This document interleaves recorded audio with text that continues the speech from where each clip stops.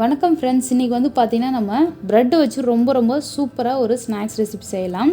கொஞ்சம் புதுவித டேஸ்ட்டில் ரொம்ப ஈஸியாக ஒரு ஸ்நாக்ஸ் ரெசிபி எப்படி செய்யுதுன்னு பார்க்கலாம். அதுக்கு முன்னாடி இன்னும் நம்ம சேனலை சப்ஸ்கிரைப் பண்ணலாம், சப்ஸ்கிரைப் பண்ணிக்கோங்க. கூடவே பக்கத்தில் இருக்க பெல் சிம்லையும் கிளிக் பண்ணிக்கோங்க. அப்போ தான் என்னோடய நியூ வீடியோஸ் எல்லாமே உங்களுக்கு நோட்டிஃபிகேஷனாக வரும். வாங்க இப்போது இந்த ஸ்நாக்ஸ் எப்படி செய்கிறதுன்னு பார்க்கலாம். இப்போ ஒரு மிக்சிங் பவுல் எடுத்திருக்கேன். அதில் ஒரு மீடியம் சைஸ் ஆனியன் இது மாதிரி நீட்டாக கட் பண்ணி எடுத்திருக்கேன். இதை சேர்த்துக்கலாம். இது கூடவே ஒரு சின்ன சைஸ் கேரட் வந்து துருவி வச்சுருக்கேன். இதையும் சேர்த்துக்கலாம். இதெல்லாம் உங்களுக்கு எந்த அளவுக்கு தேவையோ அந்த அளவுக்கு மட்டும் நீங்கள் எடுத்துக்கங்க.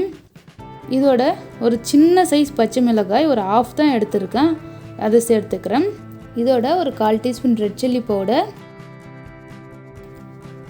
1/4 டீஸ்பூன் மிளகு பவுடர் சேர்த்துக்கலாம். கூடவே தேவையான அளவுக்கு உப்பு சேர்த்துக்கலாம். இதோடவே அவல் ஒரு டேபிள் ஸ்பூன் எடுத்துருக்கேன்.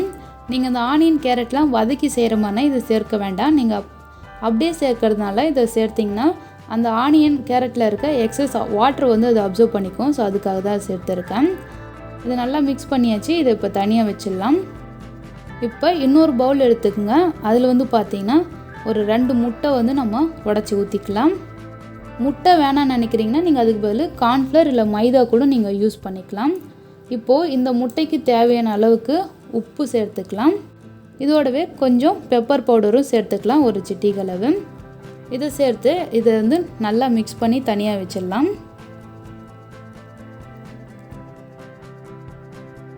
பாருங்கள், இது ரெடி ஆகிடுச்சு. இதை எடுத்து நம்ம தனியாக வச்சிடலாம்.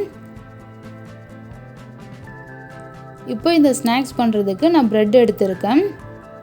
இப்போ இதுலேருந்து ஒரு ப்ரெட் எடுத்துக்கலாம். நீங்கள் ஃப்ரெஷ்ஷான ப்ரெட் எடுத்துக்கங்க, அது வந்து பார்த்திங்கன்னா நல்லாயிருக்கும்.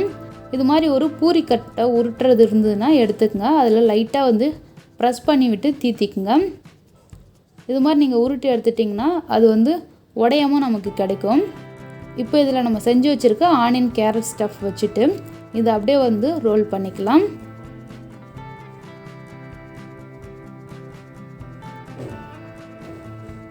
பாருங்கள், இது மாதிரி வந்து ரோல் பண்ணிக்கணும்.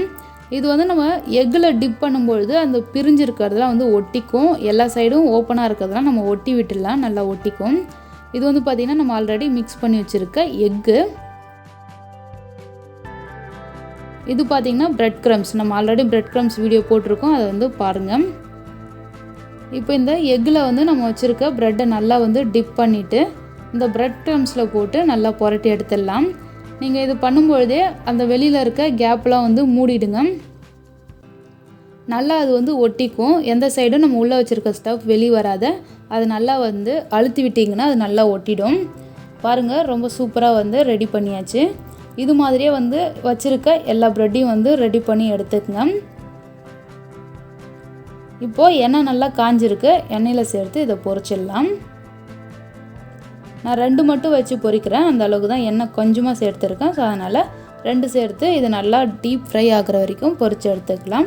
2 சைடும் நல்லா திருப்பி விட்டு நல்லா செவந்து வர வரைக்கும் இதை குக் பண்ணி எடுத்துக்கலாம். நீங்கள் இது வந்து சின்ன பசங்களுக்கெல்லாம் கொடுக்குற மாதிரினா அதில் வந்து நான் க்ரீன் சில்லி வந்து ஆட் பண்ணுவேன். பச்சை மிளகாய் வந்து போட்டிருக்கேன் இல்லையா, ஸோ அதை வந்து நீங்கள் அவாய்ட் பண்ணிக்கோங்க. ஏன்னா நடுவில் பச்சை மிளகாய் இருக்கிறது ரொம்ப காரமாக இருந்தது. ஸோ அதுக்காக குழந்தைங்கள்லாம் தர மாதிரினா பச்சை மிளகாய் இல்லாமல் நீங்கள் செய்யலாம்.